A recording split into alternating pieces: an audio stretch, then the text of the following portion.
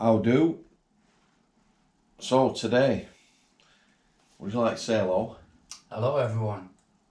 So today we have got 710. That's part of a prison number, that, guys. This young lad, he's younger than me, so he's a young lad. Has thought long and hard about telling his story today. We were going to do a COVID mask. We were going to pixelate. We've decided we're going to do it like this. You're used to my ugly mug, so that's what you're going to see for the next however long. We will record till 710's had enough or the camera runs out. Alright, guys. Take it away, mate. In your own time. Do you want to explain first why we're here, why you've hooked up with me, and just why we're doing it like this, and then you just go at your own pace? Yeah, I got in contact with you because I've been watching James English, Sean Atwood, and then I came across your channel, and I noticed that there's a theme amongst all of these interviews. There's a lot of arm robbers, so many so that it would have people thinking that the landings in the prisons are full of armed robbers. The reality is it's not that way, or it wasn't that way when I was in there. What I originally wanted to discuss was mental health in prisons and mental health after prison and some of the effects it has on you and those around you. However, I know that my story is a bit notorious, so I'll address that first. Yes, I was convicted of 500 burglaries. Nothing I'm proud of. It's done and dusted. I served my time. I was given 8 years. I've done almost 6.5. Time was done and dusted. I've been out now 13 years, something along them lines. 2008 I got out. This is not a success story. This is not a story of how I've come to do great things and you know, maybe in the future. This is a story of how I learnt my lesson. I did everything right, and unfortunately, bit of bad luck, bit of bad circumstances, I ended up with a severe injury and PTSD. So everything that had been built off of getting out of prison was very quickly lost. So now I find myself in a position of being addicted to medication off the doctor. There's times when I've self-medicated, which I'll speak about. Yes, I am currently clean from drugs. I do smoke a weed. So let's get on with it, right? The 500 burglaries sounds awful, and it is awful, but I just want to try and put a bit of perspective onto that. The 500 burglaries, it is a lot, and it does sound a lot, but I think anyone who was a career criminal at that time and chose burglary as their choice of career was probably have all done about the same number, I would think. It's just that I was the only one that admitted everything that I've done over a 10-year period. So these 500 was done over a 10-year period, and it wasn't actually 500, but we'll get to that. The reasoning is it had culminated over decades of 2 decades of heroin and crack misuse. I'd had enough. I'm originally from Salford in Manchester. I'd had enough, and when I was right, I'm going to have to go right back to the beginning. I was born in Salford, raised in Salford in the 70s. My dad died of cancer. I don't remember him. I had a rough upbringing, to say the least.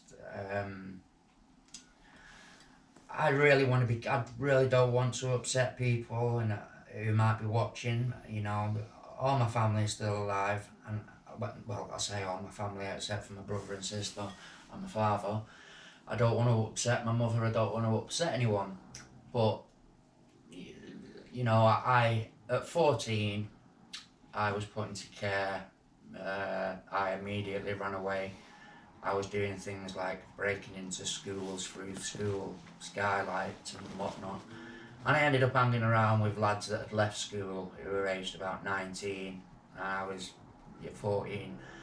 And they started sending me in to do burglaries, sending me in the window because I was the smaller one and I wanted to impress the older lads. And they started sending me in through these windows to that. And it wasn't specifically burglaries, it was cars, there was car ringing going on, and all kinds of stuff. Was it like house burglaries, industrial burglaries? Both. And did you get any rewards from that? I wasn't getting much, no. I was getting a pittance. I was going to say, so I can... Yeah, I get quite restless. No, I like, you know, talking to you. Yeah. It was ones that they picked, the lads at school, well, the lads that had left school, or rather, the ones that they picked, they started sending me in. It didn't take me long to realise that they were making a lot of money and I was making nothing. So I started doing it myself. And this was aged about 14. And yeah, and I wasn't going in school. Obviously, I should have been in school. I think I should have been in the 3rd year at that time. So I end up in a few kids' homes. I left them immediately, whether it be through the fence, jumping out the window, whatever. The system decided they couldn't handle me. I got sent to Warrington House in Stoke-on-Trent, which is dormitories. There I was treated to a good beating on arrival by the orderlies, the reception orderlies, you know, take your trainers, all the rest of that. What sort of age were that? 710, if, you know, just so we can get an idea. I was time period. About 14, 15 I was, so it was... I do struggle with times and dates. No, that's alright, mate. Because the past 30 years is very hazy. Sort of 90s or something like that? End of the 80s, end of the 80s, early 90s. So yeah, I started doing that in Manchester, and then I ended up in Warrington House. Now I shouldn't have been in Warrington House because I don't think I actually met the age.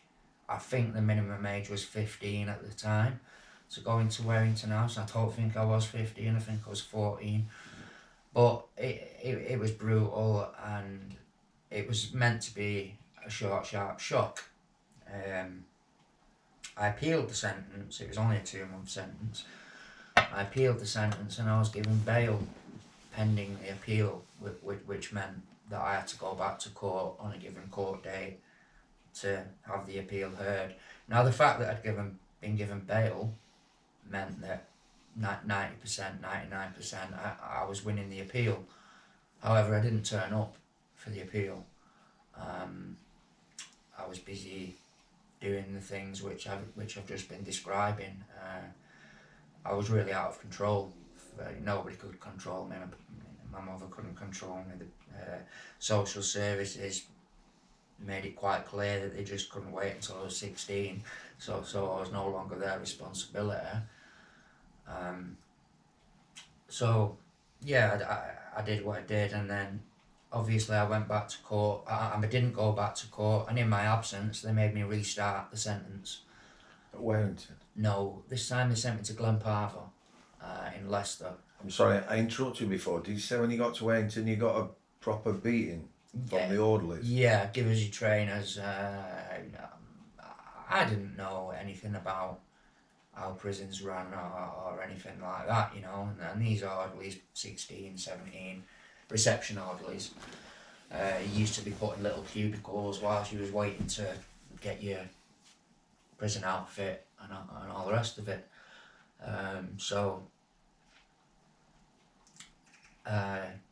the second time I got sent to Glenparva. The sentence was 2 months. I had to do a month. They decided that I was going to spend this month in a strip cell, in a body belt, which was never once taken off in the full month that I was in the strip cell, and I never once came out of that cell in that full month that I was in that strip cell. The meals was handed to me in a plastic bowl. There was no knife or fork. I had to put my face in the bowl to eat it. It was prison food, and I know that they pissed in it as well. I know for a fact. I don't think the staff did that. I think the orderlies did that because the food was left outside the strip cell. When you went to Glenparva, had you got a reputation? Were you violent when you went? Did you kick off when you got there? Escaping was the main concern. I can't understand why they've put you in a strip cell. I tried to escape from the Crown Court. They didn't like it, and I tried to get out of the skylight in the So it was like a punishment. Yeah. And a good few cracks off of the police officers in the Crown Court. Good few cracks off them on a sweatbox to Glenparva and straight in a strip cell. I would have thought that they would have put you in stripes for that kind of thing. Yeah. But no, it was straight in a strip cell, and there you stayed for a month. Now, that month changed me, for the worse, no doubt for the worse. When you've got 24 hours a day and your arms are strapped to your side, for a month of that, it just seemed to go on forever and ever and ever. And I think that partly triggered my career in crime which followed, and also the drug taken as a coping mechanism. So yeah, I got out of Glenparva, and then there was several short sentences in Hindley, Thorncross, Stokeheath, Warrington House. All young offenders institutes. Yeah, all the young offenders institutes in the northwest. Then this is where this is another reason why I decided to call you up. I heard Sean mention that he'd found out about a relative's death. His brother. Right, well, Lost his brother. I found out the exact same way about my brother. My brother had a son who was a star on a very popular TV soap, Coronation Street. My brother's son was on Coronation Street at the time. So, unfortunately, my brother was struggling with heroin use. I don't really know why he got into it. I really wouldn't like to say. But what I will say is Daryl, Carly, Si, your dad would be very, very proud of you, believe me. He'd be proud of all three of you. After that... Did you just get told in prison? Well, yeah. The family phoned up and said, I was in Thorncross, and it was an open prison. Yeah. I'd been taken there from Hindley. They decided that I could have open conditions. I only had about 6 weeks left, and they come up to the office. I'd had a few phone calls from my brothers and my sisters saying, look, your brother's been in a rehab, he's had a day release, he's not come back, he's not contacted. Now my family said, if this was you, this would be understandable because we know you behave like this. It wasn't unknown for me to disappear for weeks, months at a time, and nobody heard from me. However, this wasn't, my brother had a family, this wasn't usual behaviour for him. So I knew something was wrong. By the time they found the body, it took them about 6 weeks. It was an open verdict. They say that he'd gone deep into the woods, and there he'd accidentally overdosed on heroin. Like I say, it was an open verdict. I have my doubts about what really went on, but that's a can of worms. That's a can of worms I'm not going to open. You still obviously, you can see on your face that it's like. It still weighs. Really heavy. Like because I know. Was he a bit older than you? Yeah, my brother was a lot older than me. He was 26 when he died. And when he was 26, I would have been like 16, 17 10 years older than me. So yeah, for a few weeks, 6 weeks, I've been getting phone calls, updates. They couldn't find him, but it never crossed my mind that he was dead. You know, not in the least did it cross my mind that he was dead. So I'm sat in my cell one afternoon there in Thorncross, and the screws come up, open the door. It was over dinner time, so everyone was away. He's come up, opened the door, and said, "Can you come down to the office?" So I've gone down to the office. In those days, I don't know if they do it these days, but they used to have wing papers. They'd have a copy of every newspaper, and it'd get passed around the wing. They did. Yeah, they did. Yeah. And so I got called down to the office, and they said, "Look," I said, "What no?" They said, "We think you need to know because you're going to find out very soon because the wing papers have gone out." And he slapped it down on the table in front of me, and there it was, front page of the Sun. I remember the headline: "TV Tots Dad dies in drug binge." Disgusting. This is scumbag paper. Yeah, scum. That wasn't how it went at all. You know, there's a lot of different theories as to what happened and how it went, but like I said, it's the kind of worms I don't want to open. Did they show you that because they didn't know how to tell you? Was there any sort of No, sympathy? there was no maliciousness. There was a lot of sympathy. That's good. And that was the first time I'd seen sympathy in my sentence. Good. And what I will go on to say is they went above and beyond. They actually contacted the Home Secretary to get me out early. But they called me into the office, showed me the paper. I looked at the headline, and then I had the phone calls. And then I smashed the wing up, smashed the dining hall up, jumped over the stair. I went mad. I went mental, and then I started heading for the fence. Beeline for the fence, straight out the window, heading for the fence. They chased me down, caught me before I got to the fence, twisted me up, put me in the block. Within 10 minutes, the governor came. He said, "Look," he said, "you've got 6 weeks left to serve." He said, "I know the minute I let you out of the block, you're gone." He said, "I can't allow that because I know what's going to happen." Is that doing you a favour? Keeping you there? Well, what he also said was, at the same time, "I don't want to send you back to Hindley, closed conditions." Yeah. He said, "I don't really think that's the answer." He said, "And no matter of you saying how you're not going to run off, I'm not going to take your word for it." Good job he didn't take my word for it, because I would have run off. He said, "I really don't know what we're going to do here in this situation." He said, "But give me a few hours, I'm going to do the best I can and I'll get back to you." By the end of the day, I'm told that he had actually spoken to the Home Secretary about this, whether this was true or not. I think it was Michael Howard at the time. I don't know. But he came to my cell and he said, "We've engineered," he said, "you've got 6 weeks left to your release." He said, "We're giving you 6 weeks compassionate home leave."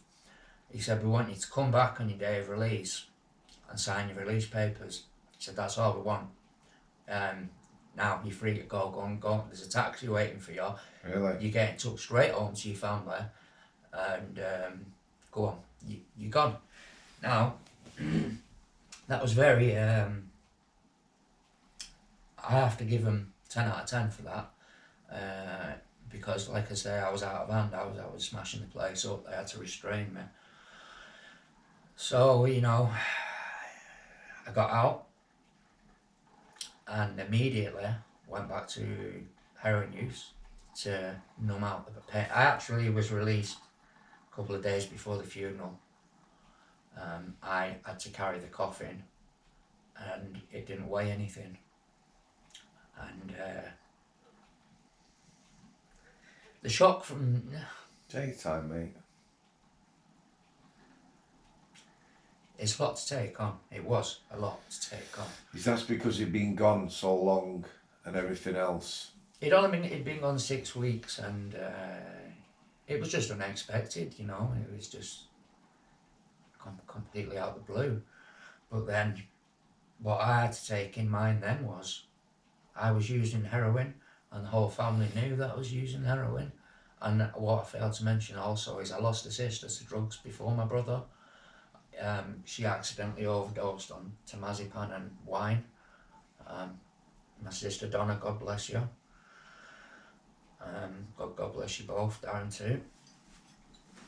So after that, I started to distance myself from my family because I didn't want to rub it in the face. That you were using and Yeah. what happened? Yeah, it was basically, you know, look, what's happened to your brother, how can you... So I thought, right, best thing for me to do is get the fuck away. So I took off. I'd met someone and I took off to Devon. Never been there before. I had a Ford Cortina Crusader, no license, nothing like that. You know, I was too young to drive anyway. Jumped in the Crusader, I put everything I had, we owned in the back of it, drove down to Devon. There was no heroin use and crack use as such at that time in that part of Devon, which was 93, 94, about 94-ish. When I arrived in Devon, there was no drug use as such, so I thought it'd be good to get me away from it. However, in the 80s, a lot of people from the north made the move down the southwest. A lot of people from Scotland, a lot of people from Liverpool, Manchester. So there was a lot of northerners down there already. Got down there, I started working in a hotel. I didn't disclose my conviction. All was going well for a very short while, and then a CRB, I don't know what they called it back in the day. The check on your background check. Yeah, it came back. You'd been convicted. I don't even remember what the offence actually was that was at the time. I don't actually remember, but I was sacked, and that was that. And they also made sure that everywhere else knew. So, because in these small Devon villages and communities, something like that gets passed around straight away. So there's no chance of me getting a job anywhere down there. And I got friends with a Scouse firm that came down there specifically with the intentions of moving drugs down there, heroin, crack, whatnot. I got involved with them and I started using again. And then I started my crime. Within I'd been in Devon, I'd been working, I think 4 months before the CRB came back to him. And then I think I'd been stewing in it for a couple of months. And what happened was they decided that they weren't going to pay me for a month's worth of work that I'd already done. Now, given that they'd already put my name around and made sure that I wouldn't get any work anywhere else, they also made sure that I wasn't going to get the month's wage that I was owed. I was furious. I was drunk, and I went up to the hotel. I made some threats. Some members of staff came out and attacked me with hockey sticks. So I went home and got a baseball bat. Went back to the hotel. Scrapped the manager's Jaguar XJS with the baseball bat. Commenced in a fight again, the 2 hockey sticks versus me with the baseball bat.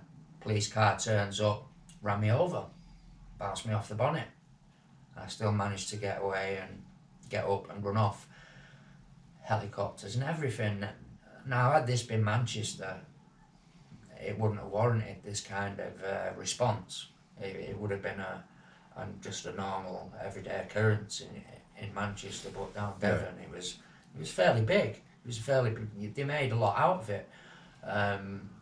the woman who owned the hotel, who didn't want to give me my wages, she was also a solicitor, so she knew what to say to get me buried. She'd banged her wrists on the table and said that I'd done it. However, the two people that fought me with the hockey sticks, the statements that they gave didn't corroborate with any of the statements. So I only ended up getting done for affray and threats to kill. Excuse me. Sorry, mate. I got done for affray and threats to kill, and I was given 6 months. I was almost 20. I think I was. I don't know how much time had passed. I'd been doing some crimes down there, obviously, and I'd not been caught. By the time I started getting a lot of 6 month sentences, almost immediately upon landing down there, I started getting a lot of 6 month sentences. Magistrates court. Yeah. I mean, a Blockbusters membership card. I found a Blockbusters membership card in the street, and I was sat in a car park using it to chop a few lines of coke. And the police come rushing in the car park, and I threw the drugs all over the place. They didn't find them, they didn't get no drugs. But this Blockbusters membership card, which had been found in the street, they done me for handling stolen goods. It wasn't even stolen. It was just. It's lost. It was just lost. It was a membership card. Nothing could be done with it. Did they know you by this time? Did they know who you were? Yeah. They knew me with. After I got sacked from the hotel, I think they made it. I think word was out then. We've made sure he's not going to work. I think they wanted me out of the town. Cut off his job opportunities. He'll bugger off back up north. Type thing. I couldn't go back up north. I didn't want to go back up north. There's ghosts around every corner. So yeah, I started with the burglaries now. Burglary is a difficult offence to carry through, especially in the northwest. Down the southwest at that time in the mid-90s, it seemed to be 20 years behind everyone. Was it unheard of? Yeah, it was. Nothing was alarmed up. Everywhere was, I really am not trying to justify any of it at all or glorify any of it. But if I tell my story, it needs to be told how it happened. Okay. On the burglary front, obviously, like you said, I look at the offence, 6 months. I've seen plenty of lads my age who've got, done 50 sentences and stuff like that. So obviously that's not working, but do you just go anywhere and burgle anything? Is it chance or... I can't speak for all burglars. Everyone was different. For me, I targeted. It'd take 24 to 48 hours planning. I targeted wealthy properties. Doesn't justify anything at all, I know. But what I will say, I will mention this. It doesn't in any way lessen the severity of what I've done, but I will mention this. Out of the 500 burglaries which I was convicted of, there was at least 40 to 50 reasonably wealthy people who put in totally false insurance claims. Thousands and thousands and thousands more than they lost. One of them actually ended up getting caught for it because he submitted. Really? Yeah, he submitted photographs to the court of jewellery that had gone, claiming it was 22 carat gold and diamonds. He obviously didn't expect to get it back, because they got it back and it wasn't gold. It was. Had you taken it? Yeah. But they recovered some of the stuff. They got it all back, yeah. And what they realised was that he was lying about everything. So I think he ended up in trouble himself. I don't know what finally happened because of that. But what I'm saying there is 2 wrongs don't make a right. And insurance fraud is not a victimless crime. If you're looking at 40, 50 people putting in big claims like that, that's going to send up people's premiums and whatnot. Of course it is. So there is no such thing as a victimless crime. Can I ask you, because this is another thing that people might not think about. If you're doing burglaries, like you say, you're taking jewellery and that, yeah, it's quite unheard of down there. How do you get rid of it? And, Oh, there's always people willing to buy stuff that's a bargain, and these are the same people that will call burglars. Ironically, the same people that call burglars names are the same people whose houses are full of stuff that's from burglaries. Usually, that's what I've found. But what I've found normally is homeless people, big issue sellers. They'll point you in the right direction of where to shift stuff, of where to get drugs, where to shift stuff. You go downtown, see a beggar, big issue seller, you'll get anything you want there. So, but yeah, it was unheard of. I think by now they knew it was me doing them all, because I started getting raided on a regular basis. But they could never make anything stick. So the best they could do was handling stolen goods, and so for this I kept getting 6 month, 3 month, 9 month, and that went on for maybe 4 or 5 years, doing half of every year in prison. Is it same prisons, local prisons? Yeah, Exeter. Did they know you there well? Well, they've only got 3 jails in Devon: Channings Wood, Yeah. Dartmoor, and Exeter. And Exeter's the local. Channings Wood and Dartmoor are both Seacats. So you will go to Exeter. There's a YP wing on Exeter, which I was on. Yeah. And then the other 2 wings are your over 21s. And then Channings Wood's an adult jail with a therapeutic community built in. And there's also a sex offender unit separate. They've got their own visits hall and everything. That's in Channings Wood. And then Dartmoor is the dustbin of the prison system. It's the furthest jail south. It's on top of the moors, middle of nowhere. They're very racist down there, very racist. Really? Yeah, really. I will be honest, when I first went to Channings Wood in about 94, 95, there was no black people or Asian people there. And the screws were quite openly racist about it. But anyway, it's not what I'm talking about. But so on my 21st birthday, I was in Exeter, and I turned 21 on the YPs, and they came to my cell, and they said, "Right, pack your shit. You're going to Channings Wood. Or you're going in with the big boys." I shit myself. I'll be honest. I was terrified. But what I very quickly learned was that con jails over 21s are far more relaxed and laid back. Yeah. Than a YP wing. Oh yeah, unbelievable. Now I know that the YP's a gladiator school. I remember screws taking bets on who would win a fight in YPs and stuff like that. And the things that I used to see, the pool balls in the socks, the big Pt1 batteries in the socks, the sugar in the boiling water, I've seen that so many times.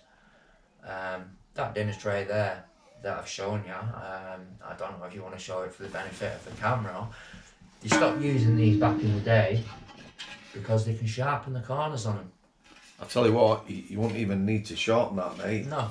If you give someone a crack with that, it's going to take the nappers straight off, innit? I've seen it done numerous times. That came out with my legal mail in about 1998. There you go, guys. Genuine HMP product. And I'm returning it to the prison service now, to its rightful owner. But yeah, so I turned 21, and what I found was it was very easy jail. I started to meet, and what I also found was I was clean when I was in jail. Yeah. But I was not clean when I was out of jail, because 6 month sentences don't really put the fear in God into you or teach you anything. What I found is... Could you have got stuff if you wanted it? Not a short sentence, no. What do you mean? Oh, drugs? Yeah. Oh, yeah. But you choose not to... Yeah. I mean, occasionally, but a lot of lads chose to spend their sentence permanently chasing the drugs, which only ends in violence. So would you say at that point an addict, or just like casual user, which might sound as stupid? Do you know what I'm getting at? Yeah, no, exactly what you're getting at. I would use maybe on a weekend when more visits come in and more people got stuff in. I might have a toot of a weekend, but no, I wouldn't I wouldn't get the addiction back in prison. And I did have good intentions, but I always knew that I needed a longer sentence to start addressing everything, and so I knew I needed a longer sentence. When you went in on the short sentences, did you detox? Yeah, and Were back you on in the DF 118? no nothing. Back in them days, they give you Just nothing. did you rattle? 2 paracetamol, get on with it, and that is hell. That is actually what put me off of using methadone as a substitute. I did once go on methadone, and then I was sent to EXO, and I had to do a withdrawal from methadone, and it is 10 times worse than the withdrawal from heroin itself. 10 times worse. 2 months banging my head off the wall trying to knock myself out to get some sleep. It is awful. So it's not. See, I have my own thoughts about methadone. I saw it come into the prison system, private sector, and everything, and it's not solving nothing. No. As I left the prison system in 2008, Channings Wood had just installed a methadone dispensing machine. So inmates basically are queuing up to Yeah, it was same at Strangeways, Forest Bank Private. They led the way, bonus points, rolled it out first before any HMP, private sector. But for me, although drug deaths I don't think get reported right, all them that were using methadone were taking anything else they could get as well, yeah, including heroin. yeah. So it all And just, also people who didn't use drugs. I remember Strangeways. I think I was taken back in 2000 for a 10-year-old driving offence. I was taken back to Strangeways. Again, 6 months. I think it was for a 10-year-old driving while banned. And then at the time, I actually was given a DF 118 detox. yeah, In Strangeways, it was 5-7 days or 21 days. 21 days, really? Yeah, 21-day detox. It was actually not. It was sufferable. It was doable. Nothing like what you had to go through down south. So, but what I remember, what they said in Strangeways to me at the time was, we were actually doing methadone, but people were claiming that they were taking drugs just to get the methadone, to get a buzz off it, and they were overdosing. So this is why I was told that Strangeways stopped giving out methadone to people and started giving out the DFs, because you don't get a buzz off the DFs. They just stop you from. Oh, it was just crazy. There were loads of people, like you said, they come in, they get asked by the nurse, "Are you a user?" They get a small amount. They see the detox doctor, and then they're on it. Yeah. I mean, everyone knows that now that if you want to get a prescription, when I was in Parkhurst, everyone was on the Subutex. If you wanted to get on the Subutex, I mean, Parkhurst is a long-term prison. People in there are years into the sentence. They shouldn't really be going to the doctor saying they've got drug addictions, when they've been in several years. But Parkhurst itself was actually just giving everyone Subutex who wanted it. So people got wind that if you provide one positive drug test, they'll give you Subutex. So this was a money-making opportunity for people as well. People who didn't want to take Subutex would smoke heroin once, or they'd give somebody else's urine, and they'd get the prescription, and these tablets sold for 10-20 quid each. They'd break them up into 8 and whatnot, sniff them. But I'm getting ahead of myself there, back in time, back to the 90s. No, short-term sentences where long-term drug use is concerned is going to solve nothing, because you don't get the opportunity to address anything. On these short-term sentences, it's just basically a case of there's your cell, you know what time you've got to be behind your door, make sure you're there for roll call, and that's it. There might be a few 2-week courses that you can do that really are useless. They really are useless. So then, by the end of the 90s, to getting on towards the end of the 90s, I really was out of control. I'd started with the crack use then, and Can you just say a little bit how that affects you more? Because again, people don't Completely understand. different. Completely different. With heroin, there's only so much you can take, and then you'll overdose, or you'll pass out unconscious. With crack, the more you take, the more you want. I've done £2,000 worth in a night. Crack. Oh yeah. I've sat there and done £2,000 worth in a night, and then been a psychological schizo mess for the following month. Back then, it was quite cheap, and you got a lot for your money back then in them days. But yeah, my behaviour started getting more irrational. The jobs I was doing was getting less and less planned. What I will say is there was never any confrontation or violence involved. Never. No, never, not once. And Is that because you were good at it and in and out? because I knew there was nobody in. Would you not? Was that like That was part of unfair. your? Yeah, I didn't want a confrontation. There's people who would go and commit burglaries and take weapons with them. I was not one of those people. For a start, just getting caught with a weapon on you, I think, would You get charged up, don't they? you're going to get a fucking big sentence. If you're caught, doing that and you've got a knife on you, even if you've not confronted anyone and there's no one there, you're going to get a big sentence because it says your intentions, really, doesn't it? It says what your intentions are. Yeah. I mean, my intentions were, if it ever come on top, to just run. And that's what I did. On the couple of occasions where someone come home or whatnot, I made my escape. On one occasion, I sat and waited to be arrested. They came in, they caught me. I said, right, sorry. I sat down on the floor. I put my hands behind my head. I said, phone the police and I'll sit here and I'll wait till they get here. And that's what I've done. Really? Yeah. What did you get for that? 6 months. It's that wasn't one of the ones that was included in the 500. Did they give you any, as it were, credit for? Yeah, they said that he was going to give me 18 months. But he give you 6 months because you were. Yeah. Amicable, shall we, for want of a better word. Yeah. I don't like violence. I've seen a lot of it. I've been subjected to a lot of it. One thing I missed out. Like I say, I don't remember my dad. My mum had a boyfriend when I should have been at school. Albert, he's dead now because of me. He was a violent alcoholic animal. He was an ex-mercenary who used to work in South Africa. I don't know what he was involved in, but he owned firearms, and I'd say he was burnt out from whatever he'd been doing. And that's why we're drinking. Yeah, from whatever he'd seen, whatever he'd done in Africa, he was burnt out.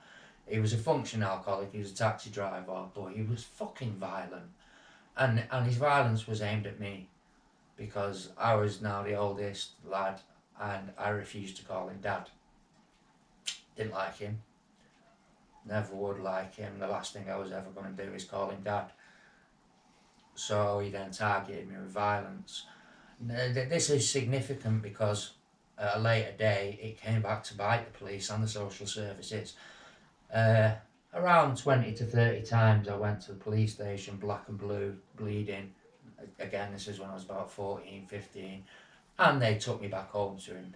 And he scared my mother into saying that I'd started the fight and he'd maybe hit himself with a can or something, give himself a bruise. And then I'd be threatened with arrest. So after 20 or so times of just getting taken back to him, I stopped going to the police. I stopped going to even social services looked at me as if it must be you. Did you consider doing something yourself? I killed him in the end. I don't know if he was directly responsible, but he beat the living shit out of me every opportunity he got. So I was sleeping out on the streets to avoid it, and then one day, my mum had a baby to him, my sister, Kirsty. How you doing, Kirsty? You alright? Nothing you don't know, girl, I know. he beat me that much and so often, but what he failed to realise was I was getting bigger and he was getting weaker. Um, and it was the christening of my sister, Kirsty.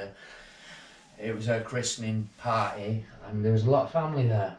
Family I didn't normally see from the other side of Manchester, and I should point out that nobody in the family knew the beatings I was taking. Outside the house. I had family in North Manchester, on the other side of Manchester. I've got a lot of sisters in North Manchester. How you doing, Sam? Rachel? You okay? Got a lot of sisters in North Manchester. I never told them. I don't know why. If I'd have told them, he'd have got his head kicked in long before. Was it for your mum? Was it because you were embarrassed? Was it? I really don't know why. Or you just didn't want to upset people? Don't you know? No one believed me. Social services and the police was like, no, you must be causing it because he said so. So, you know, I didn't tell anyone. And at the christening, my gran was there. She's only just died recently in this last year, God bless her, 90 years old. She was there. I think a lot of my gran took me in at times when no one else would. And Albert started acting daft, dancing around in a pair of Y fronts in front of my gran, drunk. I told him to stop it, put his clothes on. You shut the fuck up, rah rah rah. And I said, oh, come on man, my nana's here, put some clothes on. Smack right across the fucking face, big open-handed smack, fucking knocked me off the couch, went rolling across the floor. Before I could even think, I was on my feet, on top of him, blood was everywhere. I pounded the living shit out of him. I don't. My memory is a bit hazy, but from what I'm told, I was a fucking animal. I jumped up off the floor, grabbed him. He did try to use a knife on me, which I disarmed him with, which I didn't use on him, by the way. But I hit him that many times, and it took that many people to get me off him. Were you on drugs? No, I was too young. Adrenaline, yeah, it was adrenaline. I was arrested. I can't remember if he was taken into hospital. I was arrested. I can't remember the charge I was arrested for, but they very quickly realised that I'd been reporting this for a long time. I'd been coming in the police station saying he's been doing this to me for a long time. They very quickly realised that they were in the wrong. He died in hospital. He died of liver failure due to alcoholism. However, he would not have died had he not gone into the hospital. He would have died within a few years from liver failure, no doubt, but he wouldn't have died when he did if it wasn't for me. So this alienated me from the family a lot, because a lot of them didn't have the full story, and to this day a lot of them still don't have the full story. So that was part of the other reason why I left Manchester. My brother, with my brother dying, and then with that going on with Albert, I left, and then I went to Devon, and I tried, and then the job failed, and to me, maybe I should have known what was right and wrong, but I don't think that the YP system did me any favours by putting me in the strip cell and treating me like that so young, because that I formed a hate of the system very quickly, very, very quickly. I hated the system after that, and with the thing with Albert, with him ignoring me all the time, I got hatred for the system because of that as well. So the consequences now, we'd gotten to a point by 1999, 98, we'd now gotten to a point where 6-month prison sentences meant nothing to me. It was a health break. That's how I was looking at it. It was a health break from the offending. But with the crack use, the burglaries got more and more less organised, more erratic, and then it escalated to armed robbery, which I done on like a grocery store stroke post office. Now, I committed the offence. I was high on crack when I done it, and they actually stated in the court on the day of sentence, statements were made to say that I appeared hesitant to commit the crime, and I was polite and reassuring when I committed the robbery. I know that doesn't change the fact that I did what I did, you know, but according to the two people who were there behind the counter at the time, when I came for parole and they applied for parole, what they said was basically, yeah, we're happy for him to get, Really? we don't object to him getting parole. He seemed quite desperate at the time when he done it. That's unusual, that, isn't it? Yeah, I didn't That want someone would I didn't support want to, you. yeah, I didn't want to scare anyone when I done it. I just wanted the fucking money for some. So even on the drugs, you were still, you know, whether it's a conscious or... It's not me. All right. You might think that because of the violence that I've been subjected to, that I might go around inflicting it on others. I would think you would. Yeah, you would. Of course you would. Yeah. Yeah, definitely. No, that's not the case. In the world of crime and drugs and things like that, I've been involved in a lot of violence with people of the same, who are in the same world as me. I've been in fights regarding drugs and customers, and there has been a lot of violence regarding that. But in prison, I've generally by large managed to avoid it by getting on with everyone. And no, I don't like violence. I don't like it. Yeah, I'm certainly capable of it, but I mean, you said to me, or rather, Lee said the other day on his update on the Lee channel. the tech guy. Lee the tech guy. Yeah. Yeah. He mentioned, you know, I'd done the 500 burglaries and the armed robbery and all that, and then turned his life around. I thought it's not really how it is, you know. Yeah. That's a word that we overuse, isn't it? Yeah. You know, you've seen Sean, you know, and I'm sure he'd say himself, he is a long way off being, you know, in a really good place. And a lot of people never achieve that, do they? No. I'm starting to accept now that my long-term goals are to get an old transit camper van and get out and get some fresh air, because I have agoraphobia at the minute, so I don't really go out much. This is all part. Has this lockdown made it worse? The lockdown has actually not really affected it one way or another, to be honest, because I wasn't really. It's not giving you any anxiety from that. You just weren't going out anyway, so No, it's not. No, it's not really. The masks are a bit of an annoyance, but other than that, the lockdown's not really affected me because I don't go out much anyway. But I forgot where I was at. Lee mentioned. He was saying about, you know, having turned your life around after the armed robberies and the 500 burglaries. Yeah.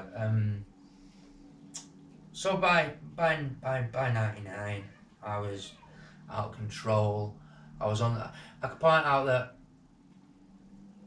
all the period of my life for the 20 years that I was active, I was either on bail, in jail, or on the run, or on probation. I was never completely free. Of the system. No, I was always. So you're always in it. Yeah, either it be on parole or a supervision order or probation or license or. Do any of them make any difference to you? Do they stop you? No. Obviously not. No. And they eventually started remanding me into custody because they said we give him bail and he carries on offending. So, you know, it took them a long time to cotton on to that, to be fair. They kept giving me bail. In the end, they stopped. Is most of this then, most of the times being at magistrates' court? Yeah, but sometimes Crown as well. I think a lot of it is because there's no violence. Obviously, when violence is involved in a burglary or even confrontation, the seriousness of the charges escalated then to. What could if you go back to then, so you're like either bailed or on licence, or on what could we have done to stop that? What is there anything? I don't think there if you'd is. have had a job, what about if you had a job or? By that point, you can't give someone a job who's addicted to a substance because the substance is always going to come before the job. So at that point, yeah, I would have had to have gotten clean, and then if there'd have been work available, yeah, I would have taken it. A word I use a lot, and I think it does mean a lot, and it's not in a lot of people's eyes, having a sense of purpose. No, I had none. No. Every time I went to jail and got clean, it takes a while for your emotions to come flooding back and whatnot. And I think to myself, right, I'm going to get out.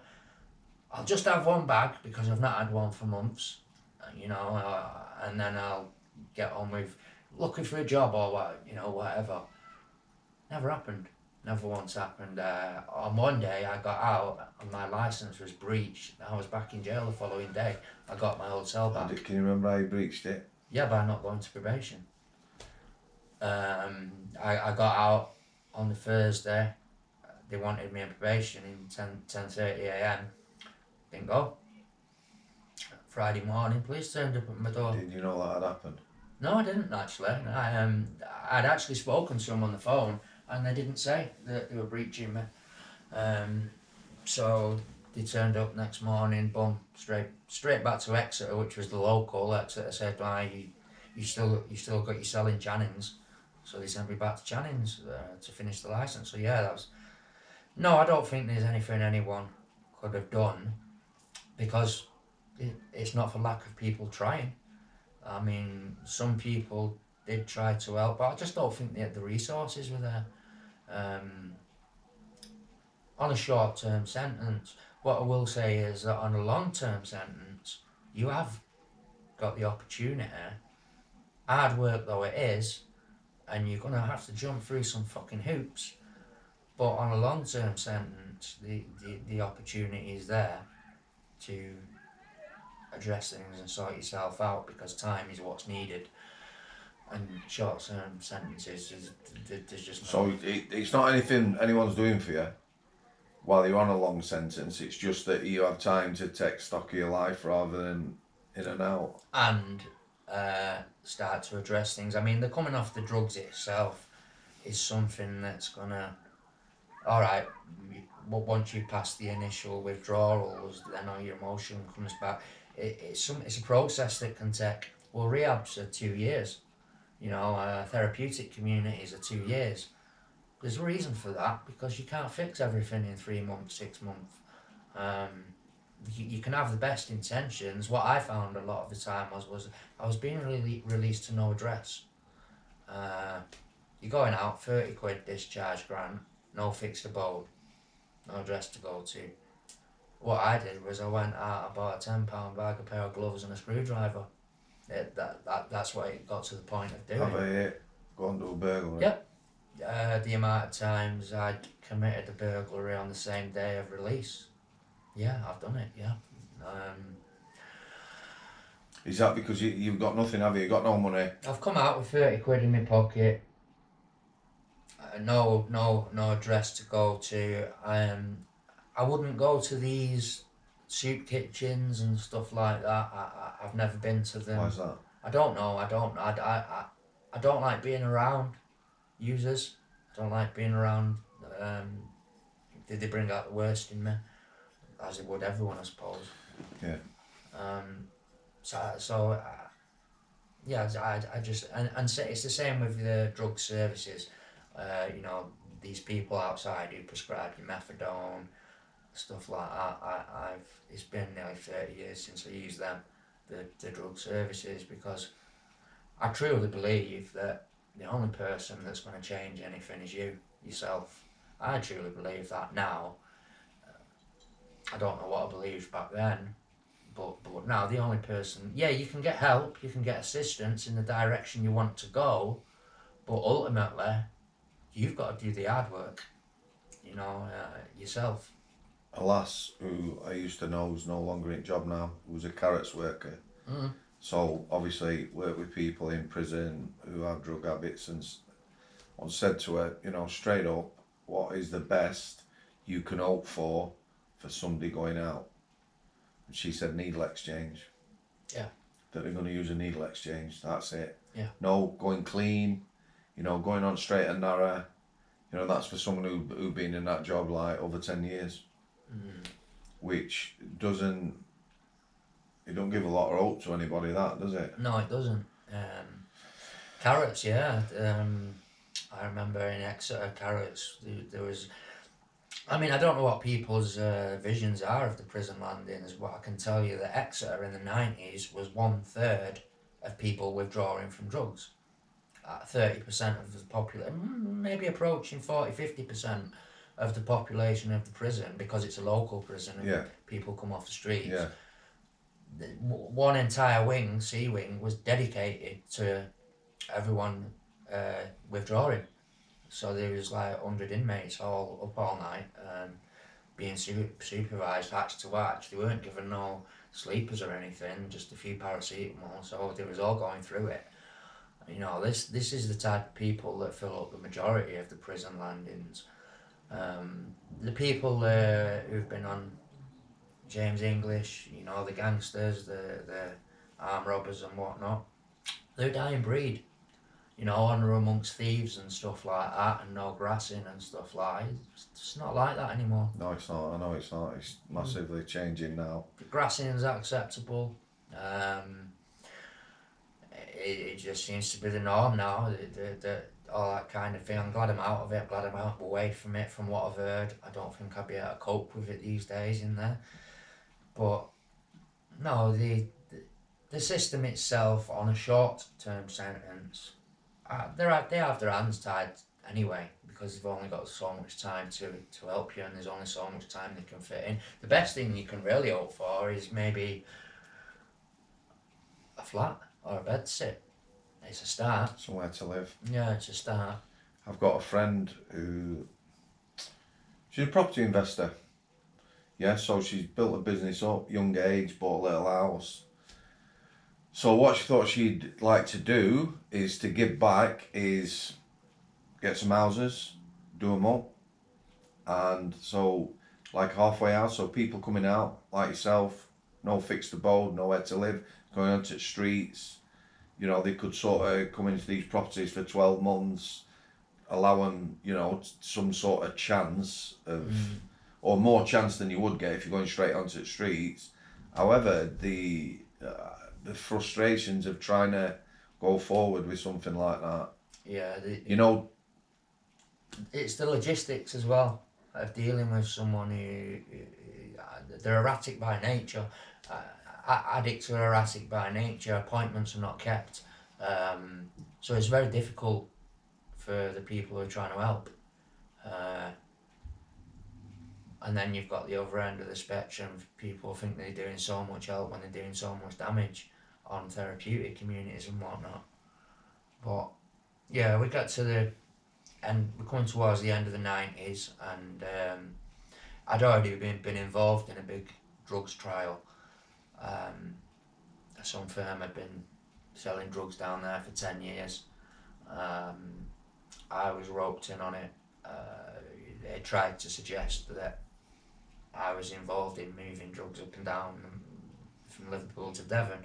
I wasn't actually involved in the moving of anything, but I was dropped out of that case, and everyone involved, my God, they got hammered 20 years and sentences like that, you know.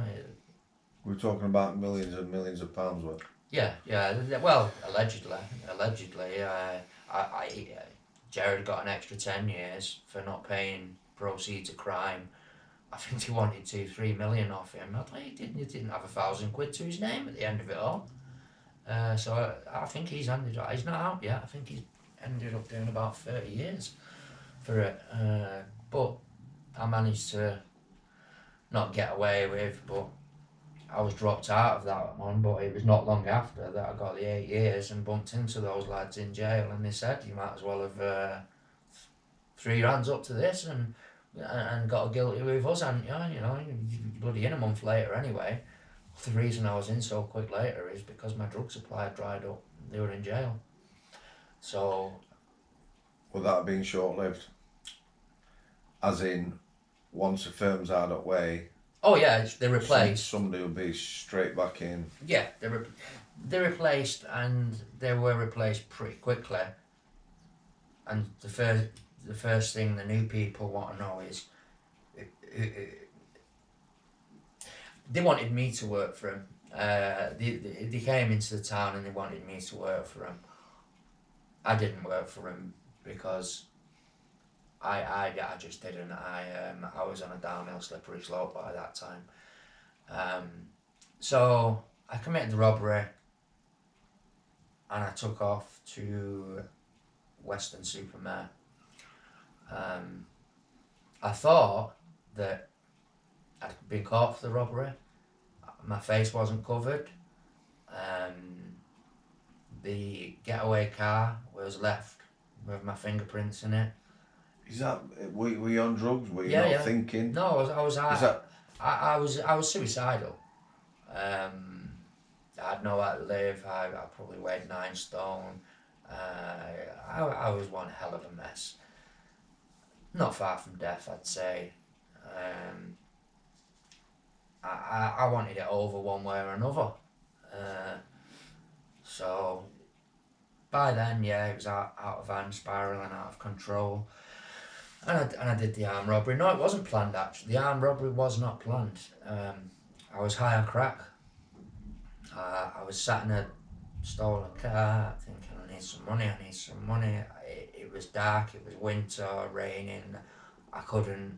I was no longer of the frame of mind where I could plan a burglary and carry it out. I'm not going to use the word professionally, but I couldn't do it anymore in the same safe way in which I've been doing it. So I decided I'm going to run in that there post office and rob it. Spur of the moment thing. Ran in, threatened with knives, apologised at the same time, grabbed the money, ran off, and then took off to Weston-super-Mare. I assumed that with CCTV and fingerprints and everything else that I'd been caught, because I did it in the town where I'd been living for 15 years. I assumed that I'd been caught for it, and I thought I was facing life in prison because I had a conviction for robbery, street robbery, as a young offender. is it the 2 3 Yeah. strikes? Is it 2 or 3 strikes? 2 strikes and out. Do you just want to explain that for people a little bit, what that... Yeah, they keep changing it. Now, then they moved it to IPPs. So what it was basically is any serious offence that was committed twice, it was meant to be mandatory life the second time. And when I say so, I'm not sure which is the serious out of the two. Is it ABH or GBH, which is more serious? Grievous, isn't it? Rather than actual, I think. Right, because one of them carried life on the second time, and robbery was one that carried life on just robbery itself, I think. So that's 1 strike, so 2 armed robberies, and you're looking at a life sentence. Yeah. Now, I'd been done for it before, but what I didn't know at the time was that it's not counted because I was a young offender. So it's not counted as a strike. It has to be 2 offences as an adult. I didn't know that. So I now think that I'm being chased for armed robbery and burglaries, and I'm going down for the rest of my life. At that point I started injecting, trying to kill myself. I'd never been injecting up to that point. No, what were you smoking? Yeah, chasing the dragon and smoking the pipe. Again, for people who don't understand it, are you just heroin on the foil and... Yeah, smoking heroin up and down, chasing the dragon up and down on the foil. When you're not injecting, you have to use a lot more because you're not getting it all as such. So how long had you been using before you started injecting? About 20 years. Really? Yeah. And why has you not gone to that level? Is it? I don't know. Maybe my brother had something to do with it, I think. Yeah.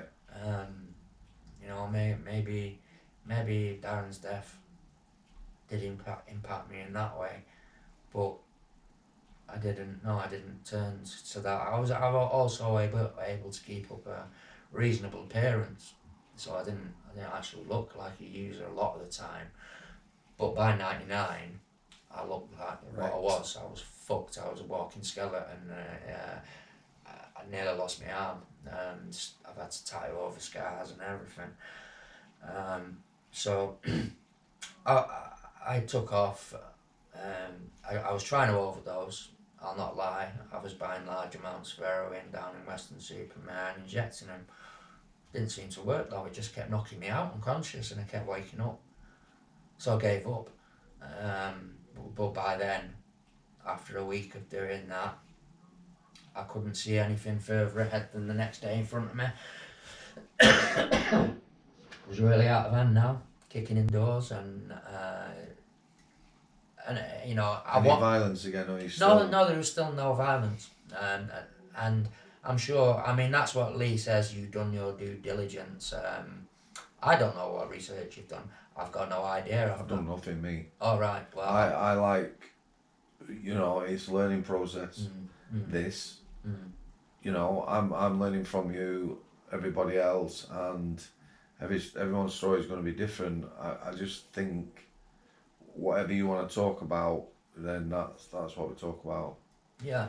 Well, like I say, I don't know what research you or Lee or anyone's done, but you won't find anything on there specifically violent other than the affray and the robbery itself. There's no confrontations of violence with victims or anything like that, except of course the robbery. Violence itself wasn't used, but robbery is itself a violent offence, obviously. Yeah. But no, there was no violence. But I wanted to get caught by that point. I wanted to either die or get caught. One or the other. I wasn't bothered which. But I couldn't bring myself to walk into a police station. I just couldn't do it. So, I think I was on Crime Watch, on the Wall of Shame, one night in Western Supermare. I didn't know about it, and I walked out of this squat where I was staying to go and get some drugs, and get on the floor, surrounded by armed police, and that was me. Is that for the robbery? Yeah. No, actually, this was for a few burglaries. But they're still not after you for the robbery where... As it turns out, they had someone else in custody for it. Really? Yeah. They didn't even know it was me. So I got arrested in Western Supermare, and it was 2 or 3 burglaries, which, if I'd have taken to trial, I could have got down to handling again. But I had, in Western Supermare police station, I had a moment. I was just sat there, and I thought to myself, right, I thought I was facing life imprisonment, so I've gone and ruined myself, trying to kill myself. I actually thought that I was facing life imprisonment. When they arrested me, they didn't even know about the armed robbery. I wasn't even suspected of it, and they had someone else in custody for it. So I decided there and then in the cell, I knew what was going to happen. I was going to end up with another 6, 9, 12-month sentence. I knew it. I just knew it. So I thought, the only way out of this life now that I can see is to give them everything. And by everything, I mean everything that I could ever remember doing, ever. And that's the decision I made there and then in the cell. So I knocked on the cell door, and I said, look, obviously I was under Avon and Somerset Constabulary then, because I was in Western Supermare. They wanted to deal with me for some offences. Winchester Way, I was wanted up there, I'm sure. Devon and Cornwall, Greater Manchester. There was a few police forces who wanted a word with me. So I knocked on the axe, got the copy to the cell door. So I want to speak to CID. You'll speak to CID when you get your interview. I said, right, okay. So I've gone in the interview, Obviously we weren't expecting it. Right, do you know what we're here to interview you about? I says, no. So they told me. I said, right, that's what you're here to interview me about, but I'm going to tell you everything that I've done. What? I'm going to tell you everything that I've done, including an armed robbery. All I ask is that you send me back to Devon so they can deal with me, because the most serious offence of armed robbery was committed in Devon. I'll admit to everything. Just send me back to Devon and then I can do whatever time I'm going to get. I'll be back in your local Nick. Yeah, and where I know the staff, and I knew I was going to get a long-term sentence this time. So they were quite shocked. And what I will say here is, this is where I say I didn't do 500. Back in the day then, they used to call it taking into consideration, or... I'm glad you brought that up. Yeah, writing crimes off. Yeah. I admitted to quite a few that I know that I didn't do. The reason I know I didn't do them is because I've since looked and I was actually in prison on a date of these. TICs. Yeah, TICs, yeah. What it is they want to clear the books. Yeah. They've got a high offending rate of burglary locally. Yeah. They've caught me. They see that I'm on a confessing spree. They want to add on to that confessing spree. Yeah. And they want to clear the books. Now that might be controversial. Maybe not, you know. I could name the two coppers that involved. I mean, they took me out for 2 weeks driving around. They were buying me beer. They were doubling me up on my medication to make me talk.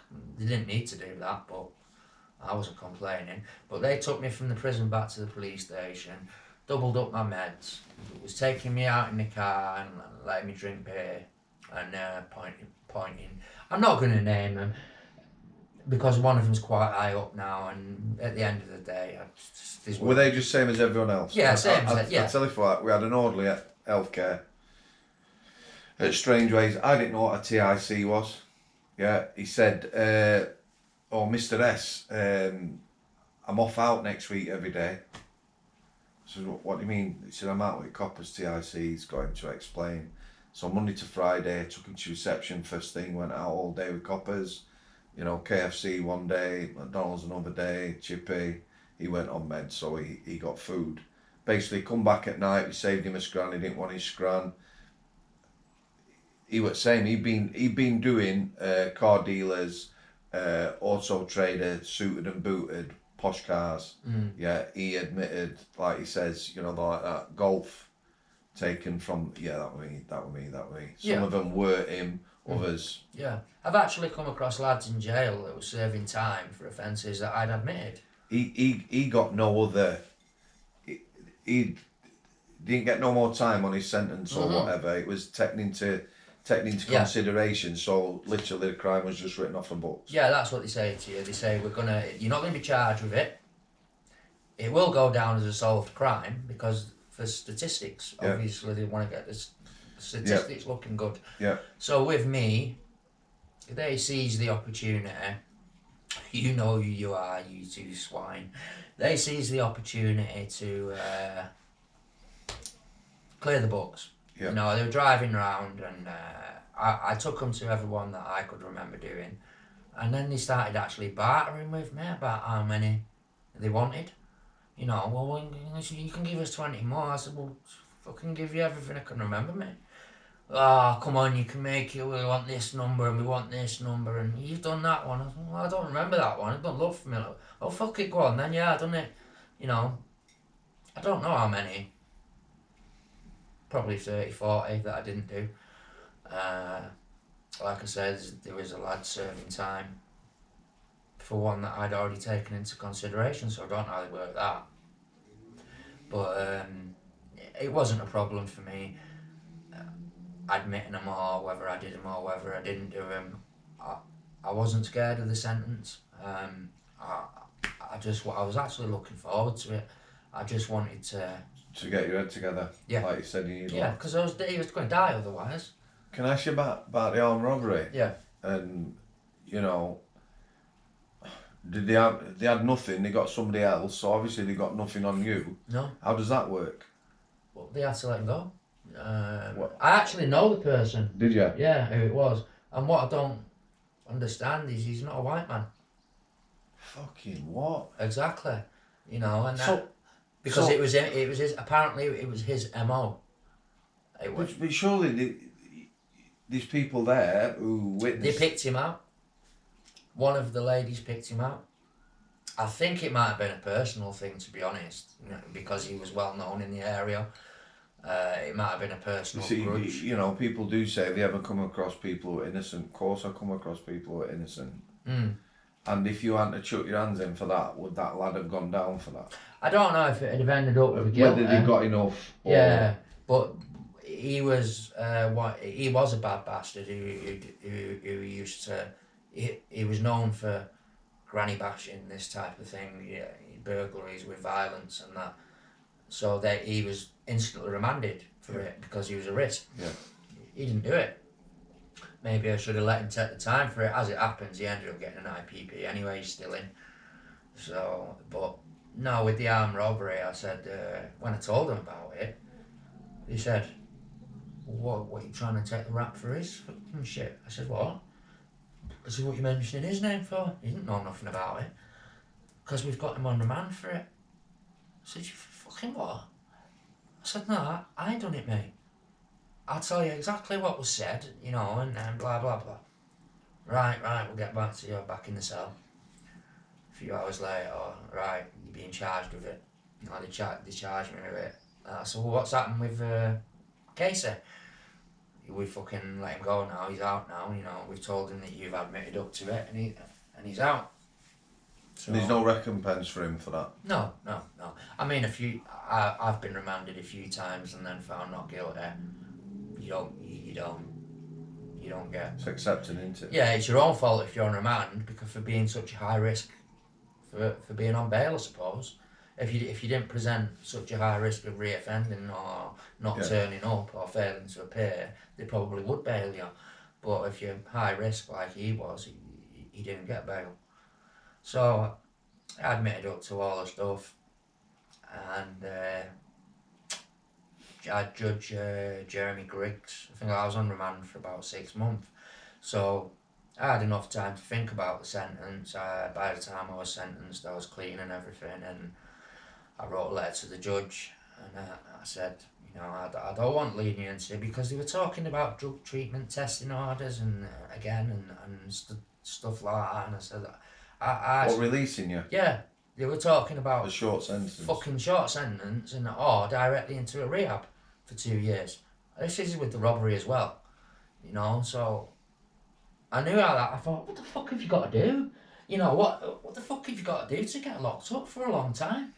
So I put a letter into the judge, and which basically said, you know, I apologise to all my victims. I can't give you an excuse for why I've done what I've done. I can only give you the reason and the explanation.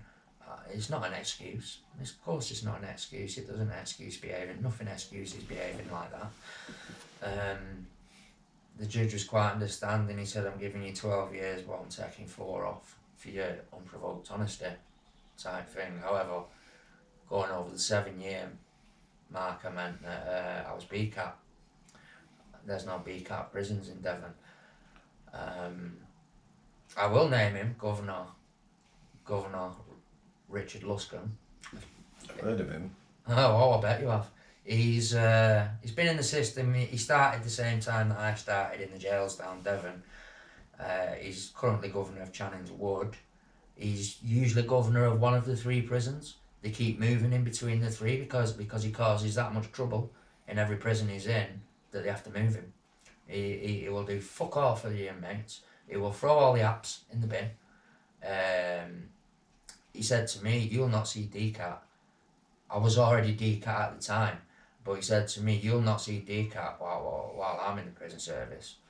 So my solicitor was going to take him to a judicial review because of the threat, and he had to back down from it. And he did actually take my DCAT. Overnight, I went from a DCAT inmate back to a CCAT inmate with no explanation. Security file. No, what it was is I was in a CCAT prison, and I think they lose money for having a DCAT inmate in a CCAT prison. The system is pretty screwed up when it comes, no pun intended, when it comes to things like that, about getting people where they're supposed to be. Yeah. Well, but for recategorisation, surely your solicitor could have challenged that.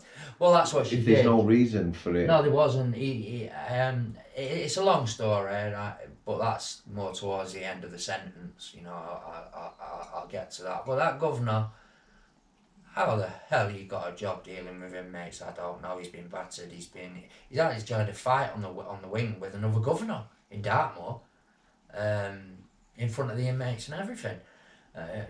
Kind of fucking behaviour is that? Two governors having a punch up on the wing. Listen, unless they do something incredibly stupid, these people don't lose their jobs. No, they don't. They just get... So it seems the case that... Or they get moved somewhere else. Well, he gets moved around the circle of the 3 prisons constantly. He seems to have maintained his position at Channings Wood for the last... I keep my eye on these things, you know, just to see where people are and what they're up to, and I Google things, you know, and yeah, he's still the governor of Channings Wood, so... And I know that every screw in there hates him. I know that every screw in Dartmoor and Exeter hates him as well. And every inmate hates him. He would go out of his way to stitch people up. He would do, you know, he refused me my first rottle on the grounds. They have to tell you why they've refused you. Yeah, release rottle, on temporary licence. Yeah, release on temporary licence to work outside. Yeah. Now, they have to write down why they've refused. Yeah, of course they do. They have to have a good reason. And the reason they wrote was to be discussed.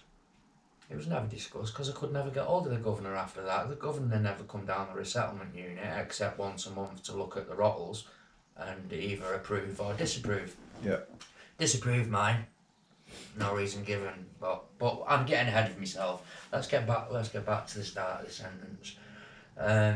So yeah, I got 8 years, so that meant I was DCAT. So Luscombe, Governor Luscombe, we had a bad history of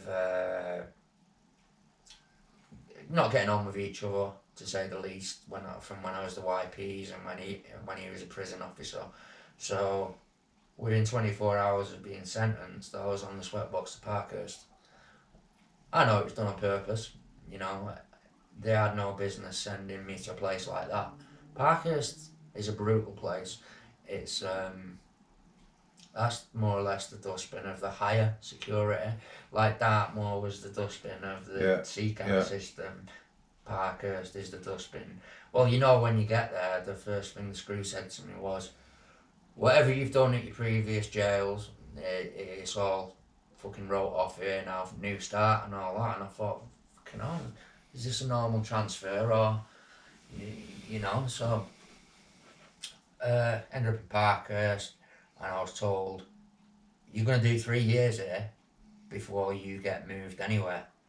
So that wasn't good news. And then I had a sentence plan, because now this is the first time I've seen a sentence plan, because it's a long-term sentence. Just explain a bit for people what that is, if they're not understanding. Right. When you're given a long-term sentence, you have 3 possible release dates. You have your release date without parole.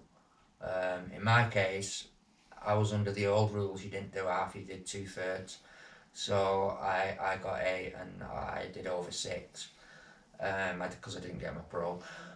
But back then, that was the rule. You do 2/3 of it generally. So yeah, went to Parkhurst and I was told, sentence plan. Right, you've got to do this course, this course, this... Basically, all they did was find every course they could and said, you've got to do them all, and then we'll consider you for recategorisation to CCAT. However, none of these courses are done in this jail. Mate, I'm so glad all this is coming up. The other thing is that the course is supposed to be connected with your sentence. This is a lot of what I wanted to discuss, because I've not heard it mentioned, is some of the stuff that people are going through with regards to sentence planning. I'll tell you a little story that'll explain it really simple, and then please go into it and explain just how this works. Yeah. Being in a nick where they don't do it. So I had an orderly, yeah. His sentence plan, Oasis report that is it offender supervisors do or whatever they call. Yeah, I can't remember all the acronyms. Whatever they do, whoever did it, right, was one of them officers who's shite. Yeah. Bitter and twisted. So when he got it, he showed it me. He was I could see steam coming out of his ears. So he pretty much every course going, yeah, nothing to do with his offence. Yeah. Courses that were totally unrelated. Yeah. So I says, right, take a deep breath. We use a complaint system. Yeah. So I explained him. I use complaint system. He never complained before, so he went through the complaint system. Cut long story short, it came to a head where his manager came onto the healthcare where I worked.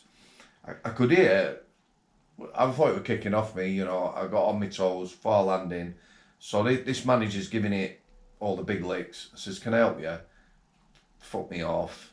So, whoa, what's going on? So I'm now looking at the orderly, Mr. Samworth, boom, boom, boom. So I went, right, let me stop you there. I told him to go down the complaint route, so he tried to come back on me. Again, it all got turned over. His sentence plan had to be done again because it was just bitterness. Yeah. And when he got it, you know, he was obviously happy. But we shouldn't have had to go through all that. No. I got phone calls off people. I would get a phone call off Governor. Why have you put this complaint in? I says, I haven't. The lad here, that's what we're here for, to help people with stuff. He's unhappy. It doesn't seem fair to me. And I've, you know, shown him how the complaint system works, and that's what he's done. So back to you, stuck in a prison that doesn't do any of the courses. Yeah, that's it, right. I've got a list. PASRO, prisoners addressing substance-related offending, ETS, enhanced thinking skills, anger management. And I said, hang on a minute, anger management? Where does anger come into my offence? I wasn't angry when I committed the armed robbery. You know, in fact, you know, the people said I was quite calm. Where's this anger come into it? Well, you might as well do it. You know, it's a violent offence. But anger management is designated. That course is aimed at people who know the victims, like domestic violence, things like that. Yeah. That's the kind of thing that it's aimed at. People maybe beating on the partners, who've assaulted the partners, or things like. That's what anger management is aimed at. Also, if you've heard of MAPA. Yeah. They had me as a MAPA too. Explain that again with people. I don't think that's come up before. MAPA, it was new to me. It's multi-agency public protection assessment. It involves social services, police, council, probation, prison service, any agency you can think of is involved. And you have MAPA X, MAPA 1 and MAPA 2. I think MAPA X is the least serious, MAPA 1 is middle of the road, and MAPA 2 is the most serious. I think they have 3 and 4 now. All right. I think it's something that I never really got involved in, understood, but I think there's up to a MAPA 4 now. All right. Maybe. Well, my outside probation officer, I will add, was the only person fighting my corner. Okay, so again, I'm glad when things like this come up, because, you know, probation's had a bad rap. No, I'll be honest. The inside probation who did my parole report based on a 20-minute interview and completely ignored the recommendations of my probation officer who'd known me 10 years. You know, that was the stitch up. But yeah, MAPA, multi-agency public protection, they had me down as a MAPA level 2. I should not have even been on MAPA. The police done that as a stitch up.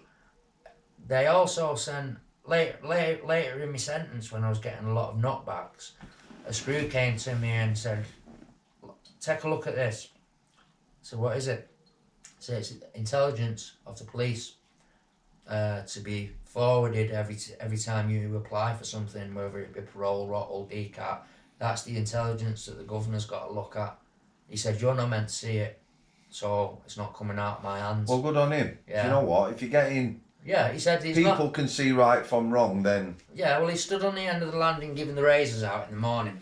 Yeah. So I've gone to see him, and he's got this piece of paper there open, and he's looking at me, and he's looking at the piece of paper, but I'm not twigging. You know, and he's looking at me, and he's gone, fuck's sake. He's just gone, look, it's not leaving my hands. He said, read it. So I've looked, and it said, a thorn in the side of society for a decade, a known trafficker of Class A drugs, unable to prove it. Nonsense. Never been arrested. No drug offences, maybe a possession here and there. Made me out to be extremely violent towards police. Again, there's nothing to back that up. Were you a model prisoner? Yeah. I needed to ask you that because so people understand, because that's what I'm thinking. Yeah. You know, you've never mentioned anything. I think you've gone in prison, you've just been polite, got on with your sentence. It's very unusual that someone with my background can progress as far as I did.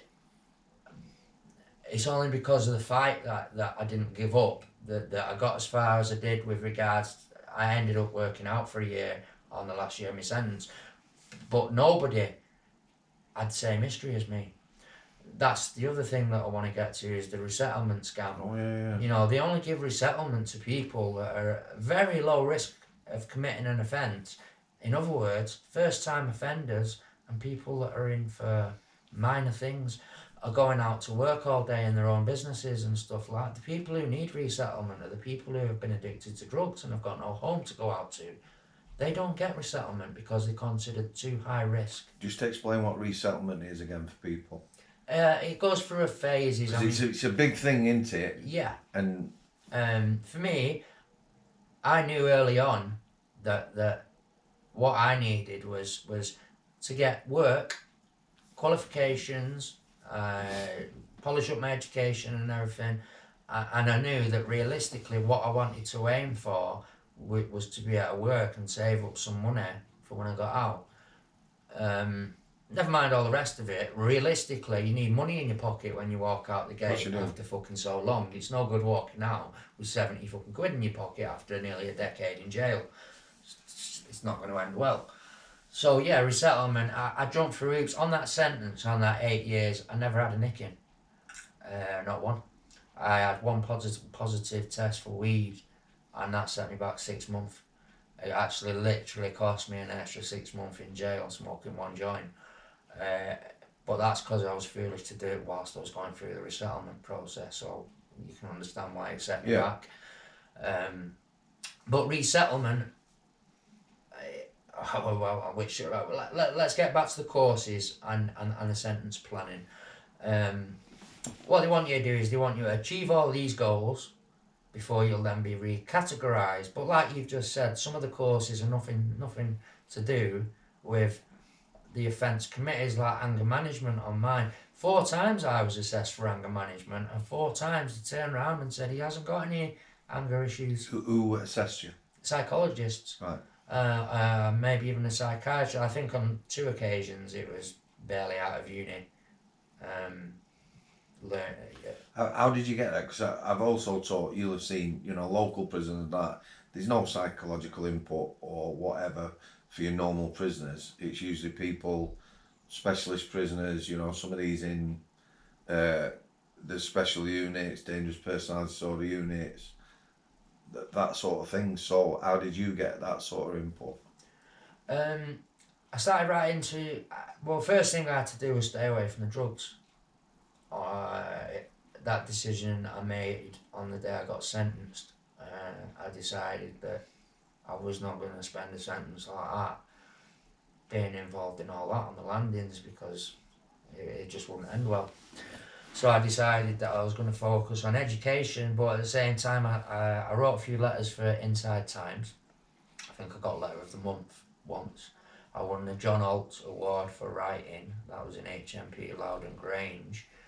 I then studied for 2 years drug counselling. This was because I was being made to wait to do the courses that was on my sentence plan. Yeah. They didn't do the courses in Parkhurst, and I not many jails did do them as a category B. Prisoner, you had to wait till you were C-Cat. It's a big issue, this, isn't it, for Yeah. people? So it's free, and you've got your IPP prisoners. They're not getting let out until they've done these courses, and some of these courses have got 3-4 year waiting lists. It's not their fault. Did you see the one with Sean and his IPP, how he got out? Did he? He got the letter, but it was close for him, wasn't it? He got a 10-year, and pretty much, you know, within 7 months he was out. And the advice he was given and was about being yourself. And I was told by an inside probation that the reason an IPP prisoner didn't get out was because they'd done all the coursework 2-3 times, and they were having none of it. It almost went against him, the coursework. Yeah. So for some Looks people like like trying too Sean, hard. for Sean, he was, you know, yeah, he gave reasons. His behaviour, he weren't a model prisoner, very dangerous, very violent. His security file had been horrendous, but he was less than a year over tariff when he got out. He's very lucky. He is, but you know, he worked on that himself. Yeah. But it's not all luck, obviously. He's had to, like you say, himself. Certain people in positions, you know, the officer, Mr. Goodridge, I think he were called, bless him, who give him a chance on the enhanced wing. Mm-hmm. He got some stability on that wing. He got 3.5 years on an enhanced wing in a jail with no movement. He had a good personal officer. Yeah. He got his own psychological report done. So they're things normal prisoners are not going to get, are they? No. I must admit, if it wasn't for a certain few members of staff who had known me over a decade personally, you know, I knew him outside as well because, like I say, small community. If it wasn't for a few members of your staff who literally put their jobs and their necks on the line for me, I would not have progressed through the system. There you go. I was getting doors shut in my face, left, right, and centre. I will mention Steve Allen, National Prison Officer of the Year.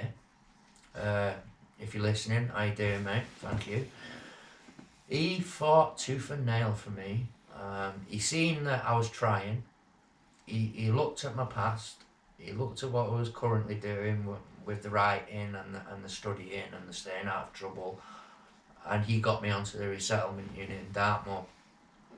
I very quickly realised I was the only inmate on there with a history like mine. Failing to appear and escaping and stuff like that. They just don't want you down there with that on your history, because if you... Are they like model prisoners with... Yes. Yeah, they sort of non-colourful backgrounds, that sort of thing? No background. They're mainly first-time offenders. Strangely arsonists. They seem to like taking arsonists down there. I don't know why. But the aim on the resettlement unit was you would be assessed for 3 to 6 months. They assessed me for 15 months. Just sat there on a wing all day for 15 months. That's when I actually wrote the book. When I had access to a little computer with Windows XP on it, you know, I wrote the book. And what is assessing? Well, you know, what can you possibly look at, you know, other than someone's behaviour, which... Yeah. Right, as a decent prison officer,